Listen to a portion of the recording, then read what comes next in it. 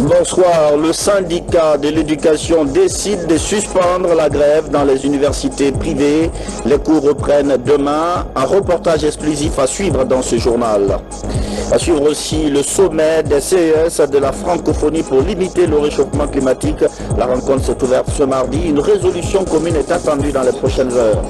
Défense nationale, les troupes du bataillon Ganga n'ont pas le moral en berne. Elles n'oublient cependant pas les 6 soldats tués récemment à Kidal. Voilà pour les titres. Madame, Monsieur, bonsoir. Merci de nous rejoindre dans cette édition d'information. Ce mardi, au Palais Sékou Touré, le président Alpha Condé a reçu une délégation gouvernementale très réduite, conduite par le Premier ministre. L'objet de la rencontre, faire un compte-rendu du Conseil interministériel, un conseil qui a planché sur plusieurs sujets, dont la limitation d'âge des véhicules à importer. Salassi Keita. L'impact de l'exploitation mécanisée illégale sur l'exploitation artisanale et la limitation d'âge de véhicules importés. Ce sont ces deux sujets importants qui étaient au centre de la discussion du ministre de ce mardi 16 février 2016.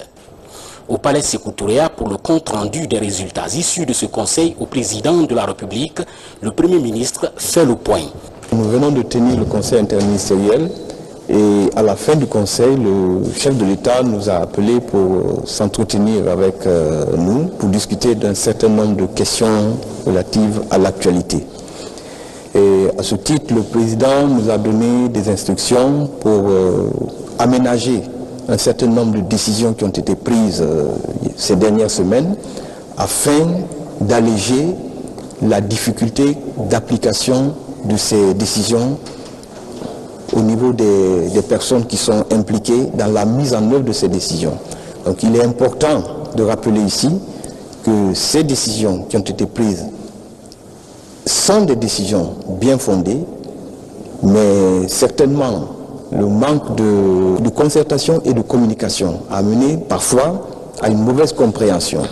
De leur côté, les ministres en charge des transports et des mines de la géologie concernés directement par ces sujets tentent de rassurer les usagers de véhicules et exploitants artisanaux.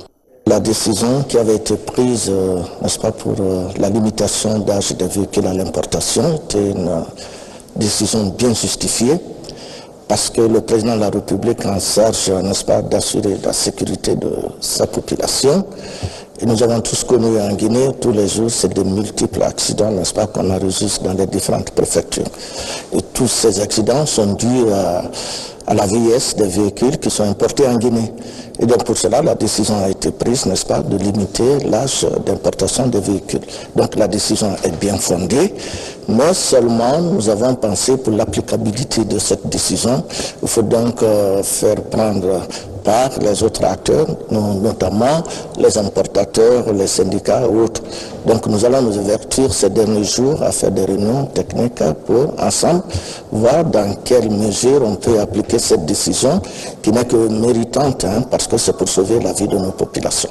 Le président a manifesté, pour ce qui concerne le secteur minier, sa sensibilité vis-à-vis des questions relatives à l'exploitation artisanale et surtout à l'impact que l'exploitation mécanisée illégale a sur cette exploitation artisanale. Nous avons le cas d'une de nos préfectures qui est directement affectée par cela, une concession minière qui a été envahie par l'exploitation mécanisée illégale et qui a fait qu'il y a eu des restrictions concernant l'exploitation artisanale. Il n'y a jamais eu d'interdiction de l'exploitation artisanale, qui est une activité qui existe depuis plusieurs décennies, plusieurs siècles. Donc ce qui va se faire, premièrement, mieux organiser et mieux protéger les exploitants artisanaux. Il y aura une mission qui va se rendre à l'intérieur du pays dans ce cadre-là pour leur délivrer des cartes professionnelles et leur permettre d'exercer en toute quiétude leurs activités. Deuxième chose, tous ceux qui ont des machines, qui veulent exercer l'exploitation semi-industrielle sont libres de faire la demande formellement auprès du ministère des Mines et de la Géologie et qu'ils se voient attribuer des zones qui ne sont pas déjà occupées par des compagnies minières qui ont, elles, demandé des autorisations et qui paient des impôts dans ce sens. Les ministres Abdoulaye Magasouba et Oye Guilavogui comptent élargir les discussions au niveau de toutes les sensibilités du pays concernant ces deux sujets, dans le souci de satisfaire pleinement les attentes de la population. Reprise des cours demain dans les universités privées. Leur grève n'aura duré que quelques heures. Elle est enfin suspendue et les cours peuvent se poursuivre. Ansouman Toumani Kamara. Devant l'ensemble des fondateurs des institutions d'enseignement supérieur du pays, la signature de ce protocole d'accord met fin au mot d'ordre de grève et annonce la reprise des cours ce mercredi dans les universités privées de Guinée. Les fondateurs ont dû prendre sur eux-mêmes d'accepter de ne pas être payés sauf en avril, en tenant compte de l'exigence du programme économique et financier que nous avons avec le Fonds monétaire international. C'est un acte patriotique, un acte symbolique qu'il faut ici saluer. Nous espérons que l'accord qui a été signé ce matin va permettre aux fondateurs les plus fragiles d'aller vers leur banque avec votre soutien pour qu'ils puissent terminer convenablement la fin du mois de février et la fin du mois de mars. J'aimerais tout d'abord remercier l'ensemble des fondateurs et des recteurs des universités privées en Guinée, mais également aussi les représentants des étudiants de ces institutions qui sont partie prenante dans ces négociations depuis le début. Et je remercie leur compréhension, parce que la situation financière du pays, la situation économique du pays est telle qu'il est difficile de pouvoir satisfaire à toutes les revendications actuellement. Dans un communiqué rendu public, la Chambre représentative de l'enseignement supérieur privé accepte de différer les paiements d'arriérés après le 31 mars 2016. Suite à un accord signé dans ce sens, ce jour 16 février 2016, la CRESUP invite l'ensemble des étudiants, des enseignants et les personnels d'encadrement de toutes les institutions privées d'enseignement supérieur à la reprise effective des cours ce mercredi 17 février 2016. Les contrats de 2014-2015 sont en cours de signature. Ceux des premières années de 2015-2016 seront signés d'ici fin avril 2016 après contrôle et élaboration. Ce protocole d'accord entre le ministère de l'Enseignement supérieur et la Chambre représentative de l'enseignement supérieur privé est le résultat de plusieurs négociations. Des négociations qui ont connu l'implication notamment du Premier ministre et du Collège des étudiants des universités privées de Guinée. Le seul mot que nous avons à dire, c'est merci. Dire merci à l'ensemble des fondateurs qui ont pu résister et qui ont accepté aujourd'hui de faire des concessions pour que les cours reprennent demain. Et également, nous allons remercier aussi M. le ministre de l'Enseignement supérieur de par ses actions, de par la bonne foi qu'il a exprimée d'emblée de cette crise. Nous le remercions et nous remercions aussi à travers le ministre de l'Enseignement supérieur, le Premier ministre et l'ensemble du gouvernement. Et par ma voix aussi, nous tenons à remercier l'ensemble des étudiants des universités privées pour leur compréhension, qui ne se sont pas lancés dans des actes ignobles, dans des actes d'infamie ici de bavure aux choses, qui ont écouté notre collège, qui ont eu confiance à nous. Nous les remercions et nous les informons que demain nous serons très heureux de recevoir parmi nous ici pour que les cours reprennent dans les universités. Ce mot d'ordre de grève levé ce mardi dans les institutions d'enseignement supérieur a été lancé le 15 février dernier. Cela suite à l'accumulation d'arriérés de paiement par l'État de leurs prestations de services.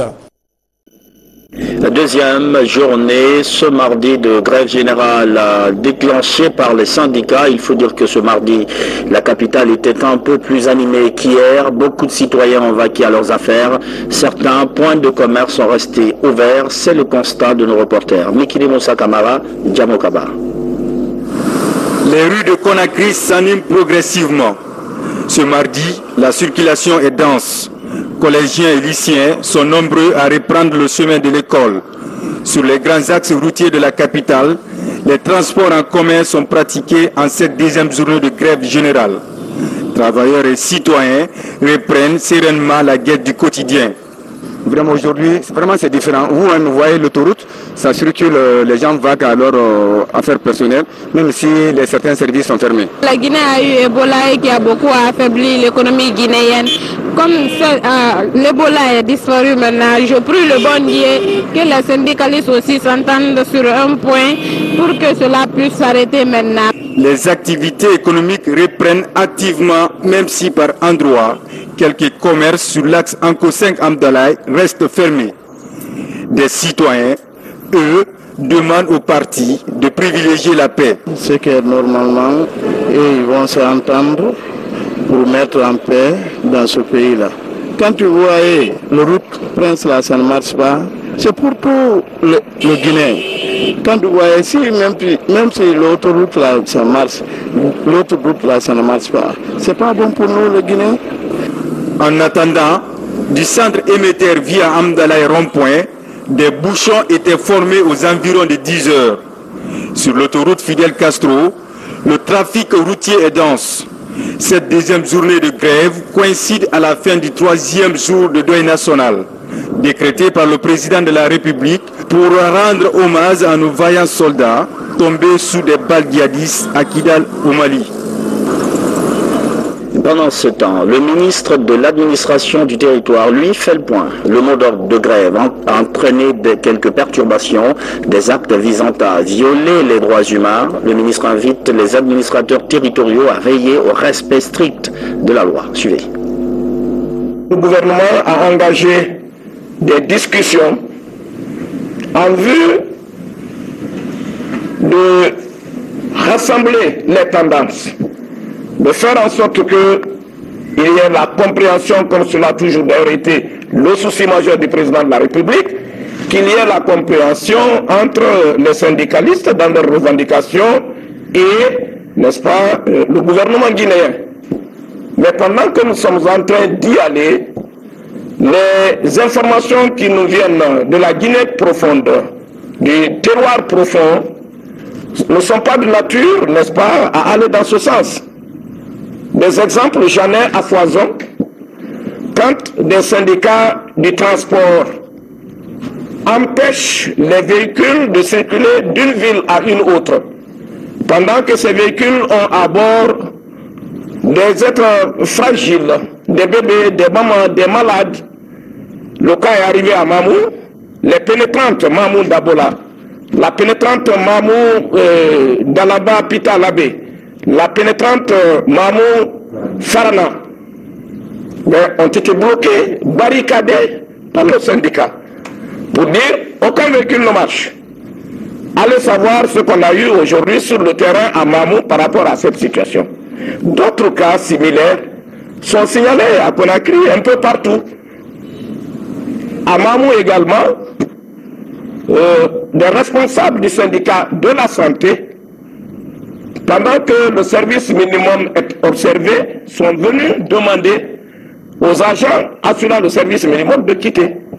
Cela s'est produit à Kindia aussi ce matin, à telle enseigne que toutes les bonnes volontés se sont impliquées pour que, quand même, on observe un minimum de tolérance, un minimum de citoyenneté, quand bien même nous sommes dans nos droits de la manifestation syndicale. Alors mon appel d'aujourd'hui, c'est donc quoi? C'est de demander aux administrateurs territoriaux, messieurs les gouverneurs, mesdames et messieurs les gouverneurs, mesdames et messieurs les préfets, mesdames et messieurs les sous-préfets, mesdames et messieurs les élus locaux, chacun de nous est censé maîtriser les droits et les devoirs du syndicat dans une nation libre et démocratique. Les droits du syndicat, il faut absolument les respecter. Mais à côté, les droits des autres citoyens qui cherchent ni plus ni moins qu'à rejoindre qui? Un centre de santé, qui? Une formation, une formation, ou pour d'autres, un lieu de travail, qui ne se sentent pas concernés par la grève, qu'on leur laisse libre de leur mouvement. L'hôpital national Ignace Dine a assuré un service d'urgence de qualité. Le personnel sanitaire s'est correctement occupé des clients. Il faut dire que c'était la même affluence que d'habitude. Nos caméras ont pu tourner ce mardi dans les couloirs d'Ignace Dine. Fatima Diallo. L'hôpital national Ignace Dine, le plus grand centre hospitalier du moment en Guinée. 48 heures après le déclenchement de la grève générale, un service minimum efficace est assuré. La médecine est un sacerdoce. Vous savez, la première qualité d'un médecin, c'est d'abord sa disponibilité, donc sa générosité. Il doit porter secours à tous qui souffrent. C'est ça la première qualité d'un médecin. Et en plus de ça, tous les médecins sont assermentés. Nous, en temps de guerre, il doit a ce qu'on appelle le service minimum. Mais dans notre secteur, je crois que la plupart des services sont comme par d'habitude, la plupart des praticiens sont là. Le service de nettoyage, les urgences, la médecine légale, la radiologie, la rhumatologie et autres services fonctionnent à un rythme normal. Chefs de service et infirmiers sont présents pour garantir des soins médicaux nécessaires aux patients. En tant que chef de service, ça m'impose quand même une certaine responsabilité. J'ai une responsabilité qui est d'abord morale. À ma qualité de chef de service, donc je ne dois pas abandonner les malades. Donc ma mission, c'est d'abord pour les malades. L'hôpital n'est pas comme les autres structures. On ne peut pas rester sans recevoir les malades. Le minimum est assuré, l'équipe de garde est toujours en place. Nous sommes là. Hier, nous avons reçu des urgences et également aujourd'hui, ce matin même, je reçois une dame en consultation. Donc nous sommes là permanemment 24 heures sur 24 malgré le mot d'ordre de la grève. Depuis la fermeture de certains services au CHU, donc à rénovation, ces tentes sont installées ici pour recevoir les malades. C'est le centre de transit de l'hôpital. La grève m'inquiète beaucoup. Néanmoins, les infirmières nous donnent quelques soins. À Ignace Dine, les agents de santé dont le service est indispensable garantissent la sécurité physique et morale des patients. Tout est fait pour éviter de faire sentir aux patients les effets de la grève générale déclenchée par les deux principales centrales syndicales du pays. Rougui Bari a quelques soucis de santé. Le chef de l'État était à son chevet ce mardi. Une visite qui a redonné le sourire et la force de triompher de la maladie à la ministre conseillère à la présidence de la République. Le point avec Sanassi Keita. La clinique Ambroise Paris. C'est ici que se trouve alité Rougui Bari. Depuis quelques jours maintenant, la ministre conseillère à la présidence de la République souffre de problèmes de santé.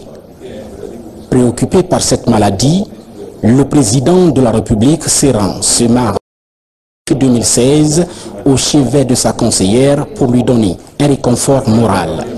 Réconfort qui donne aussi le sourire à la ministre qui s'est fortement réjouie de cette présence du professeur Alpha Condé à ses côtés. Et déjà, la semaine dernière, le président Alpha Condé s'était rendu au domicile de Rougui Bari pour lui adresser des messages de soutien tout en lui souhaitant prompt rétablissement. Juste après, ce sont ces policiers alités dans cette même clinique qui bénéficient du soutien moral et des encouragements du chef de l'État. Des agents qui ont été blessés ce lundi 15 février 2016 par quelques individus qui tentaient de troubler l'ordre public à quelques endroits de la capitale. Spéculation sur le prix des produits pétroliers. Quelques manœuvres sont suspectées à l'intérieur du pays. L'ONP, Office national des pétroles, se montre rassurant. Un stock est disponible et le marché sera correctement approvisionné en cette période. Falilou Diallo. 24 heures après le déclenchement de la grève par le mouvement syndical guinéen, des spéculations commencent autour du prix des produits pétroliers. Compte tenu du caractère stratégique du carburant et pour protéger les consommateurs, l'Office national des pétroles rassure quant à la disponibilité du carburant. On peut rassurer nos concitoyens, comme vous le voyez à travers les activités du dépôt, qu'il y a suffisamment de produits, que les dispositions sont prises pour un meilleur approvisionnement du pays en produits pétroliers. Sur le terrain, au niveau de la société guinéenne des pétroles et au grand dépôt de Coronti, le rythme de chargement des camions est le même. Les agents poursuivent les opérations et les parcs sont remplis de camions prêts à desservir les différentes stations. En dehors de toutes les considérations sociopolitiques, nous devons donner ce service au peuple de Guinée. Tous les citoyens guinéens ont droit à avoir le carburant quand ils ont besoin, pour les besoins urgents ou primaires. Aujourd'hui, même ceux qui vont en grève passent quand même à la station et ne sont pas mécontents de trouver du carburant. Conscientes du rôle transversal du carburant, les autorités du secteur mettent les bouchées doubles pour éviter toute pénurie de produits pétroliers dans le pays. Un sommet international s'est ouvert aujourd'hui à Conakry. Des pays membres de la francophonie planchent sur les enjeux du changement climatique. Les conseils économiques et sociaux de ces pays veulent apporter une réponse commune à comment protéger les sources des fleuves Niger et Sénégal. Mamadou Alpha Baldé. Le problème est global et des solutions concertées s'imposent. Déforestation, feux de brousse, ensablement des fleuves et cours d'eau sont monnaie courante dans de nombreux pays. L'Union des conseils économiques et sociaux et institutions similaires des États et gouvernements de la francophonie, conscientes de ces pratiques nocives à l'équilibre climatique, se mobilise. Cette table ronde de Conakry se veut une rencontre de formation, d'échange et de partage pour la promotion de pratiques respectueuses de l'environnement. On va échanger avec les autres pays. Nous allons avoir les mêmes stratégies, les mêmes démarches pour que les conseils économiques, si nous pouvons faire la sensibilisation, aller toucher les populations dans les langues du terroir, les motiver, les sensibiliser, leur faire toucher du doigt qu'est-ce que le changement climatique a comme effet néfaste dans les pays, ce serait une bonne chose.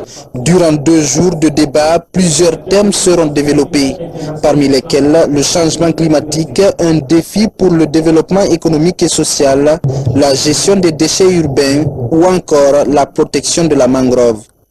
Donc il y a par exemple toute une réflexion sur la gestion des déchets urbains.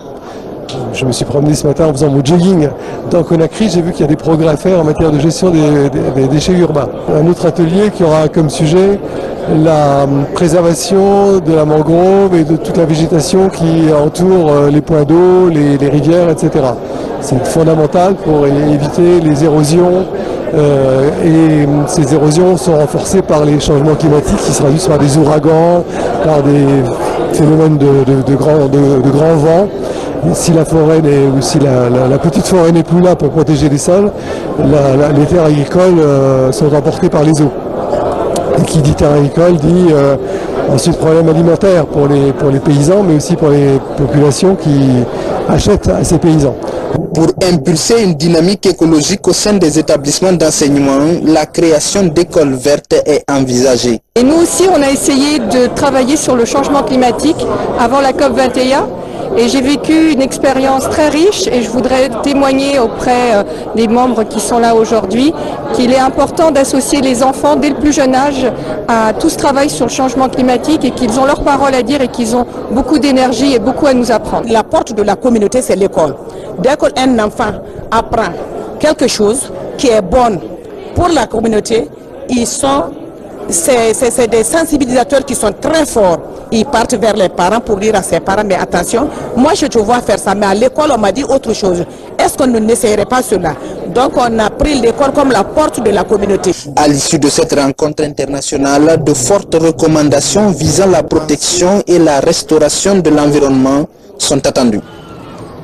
Koya, un phénomène courant, l'occupation des domaines publics maritimes, on n'y prête pas vraiment attention, mais le phénomène prend de l'ampleur. Première conséquence, l'écosystème est fréquemment agressé. Mangué Dantoumassouma. La protection des domaines publics maritimes à Koya nécessite une attention particulière des autorités. Dans la zone marécageuse de Kontema, le couvert végétal et le sol marin sont en voie de disparition. Pourtant, plusieurs alertes ont eu lieu. Cela fait 3 ans. Nous sommes en train d'éduquer les gens par rapport au respect de la délimitation du domaine public maritime. Mais très malheureusement, notre service n'est même pas considéré ici. On ne nous écoute même pas. Ils font ce qu'ils veulent. Avec les grandes crues souvent enregistrées dans les plaines marécageuses de la Basse-Côte, ces habitations seraient dans un proche avenir cause de catastrophes, craignent les spécialistes. Les conséquences de non-respect de la délimitation du domaine public maritime, ça va causer beaucoup de conséquences, surtout aux insulaires, parce que plus tu pousses par là, ça va dégénérer de l'autre côté. Donc nous sommes très inquiets aujourd'hui par rapport à ça, mais on n'a pas le soutien, franchement. Sinon, on avait même fait le mandat d'arrêt des travaux sur le site là en 2015, mais en vain.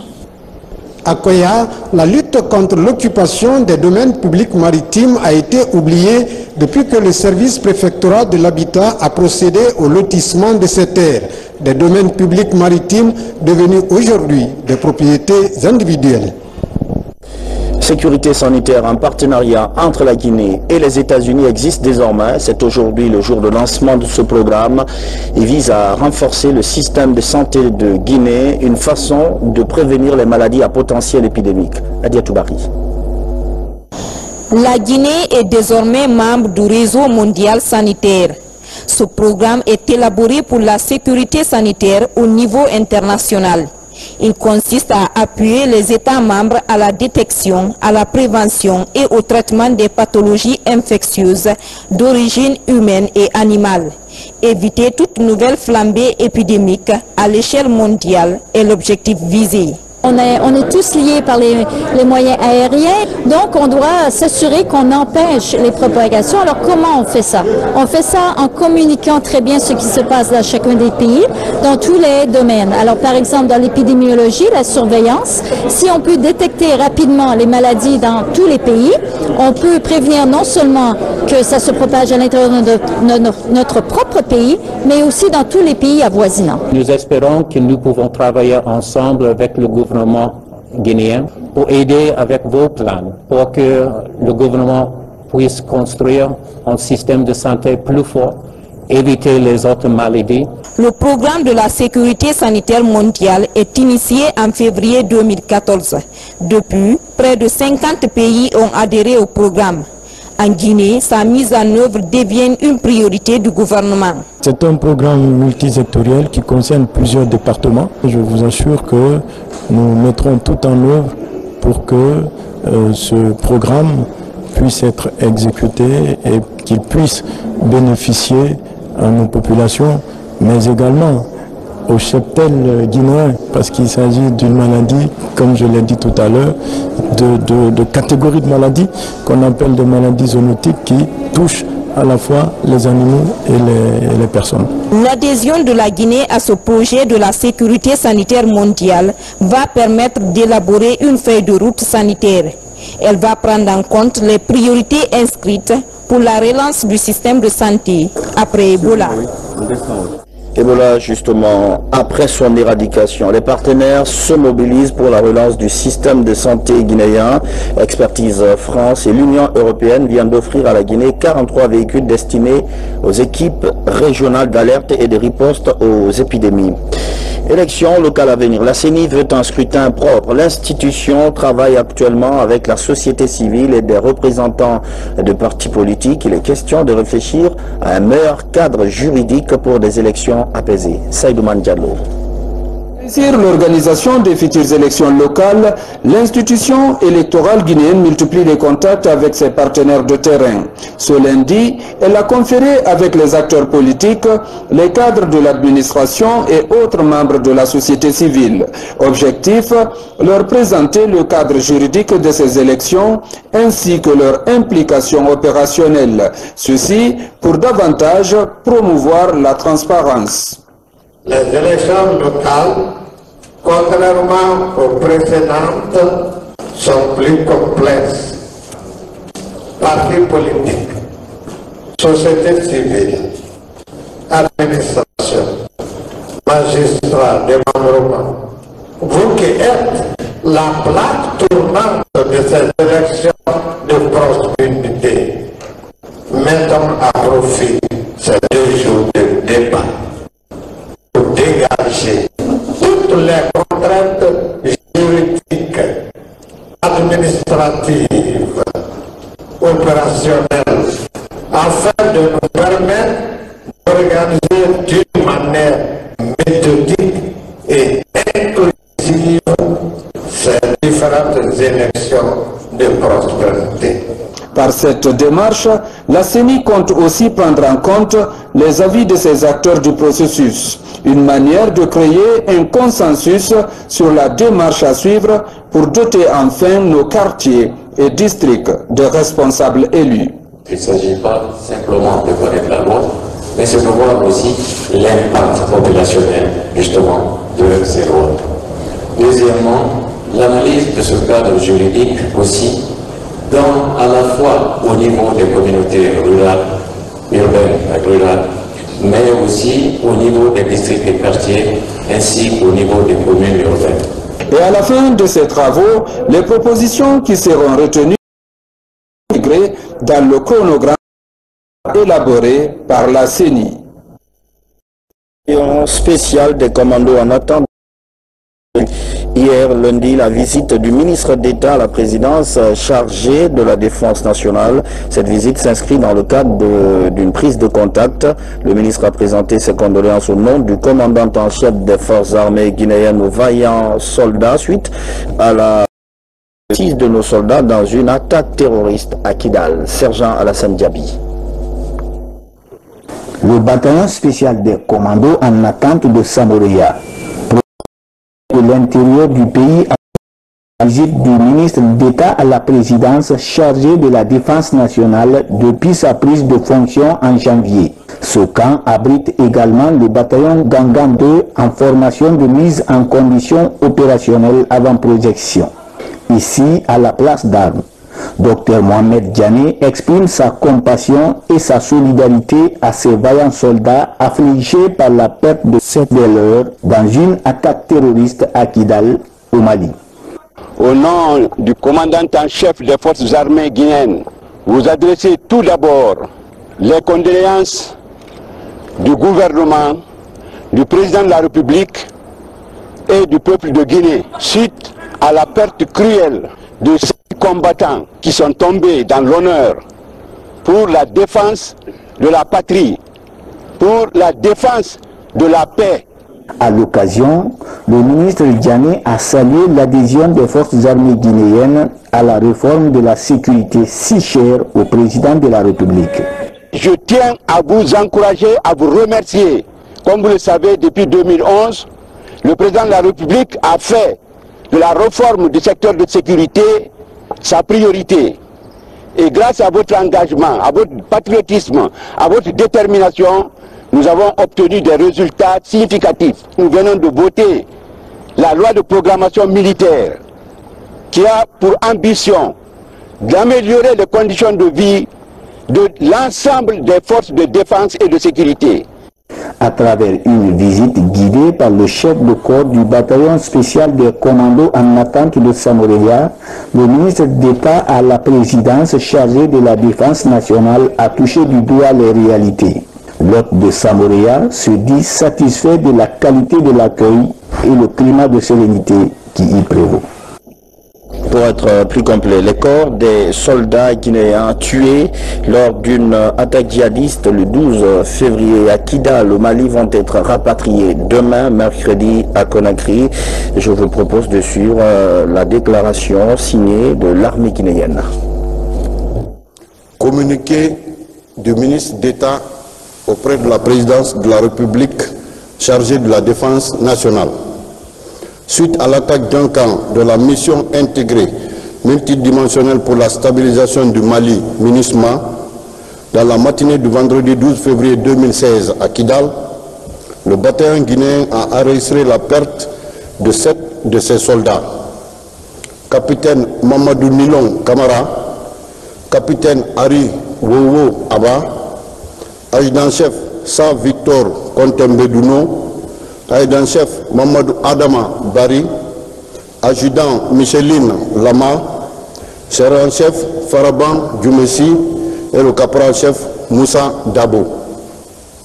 En cette douloureuse circonstance, le ministre d'État auprès de la présidence de la République chargé de la défense nationale, le chef d'état-major général des armées, le haut commandant de la gendarmerie nationale, directeur de la justice militaire, informe les familles éplorées, les membres des institutions républicaines, les membres du gouvernement, les forces de défense et de sécurité et le peuple de Guinée que l'arrivée des 6 premières dépouilles en provenance de Mamoko est prévue le mercredi 17 février 2016 à la base aérienne principale de Conakry à partir de 9 h.